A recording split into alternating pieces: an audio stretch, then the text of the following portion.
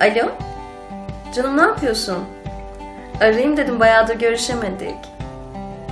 Ne olsun, iyi ben de. İş güç koşturmaca. Dosya hazırlıyorum da yeni sunum için. Müsait zamanda görüşelim, kahve içelim, olur mu? Tamam, hem de şu geçenki toplantıyı konuşuruz. Tamam canım. Tamam, öpüyorum çok, kendine iyi bak. Görüşürüz. Alo? Kanki Toşkom, ne yapıyorsun ya? Özledim kızım seni, nerelerdesin?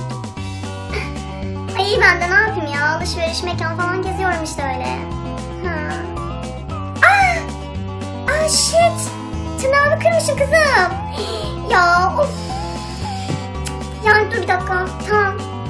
Ya neyse, yarın gel de tırnak keki falan yaptıralım. Tamam. Tamam aşkım. Tamam, çok öpüyorum. Tamam hadi.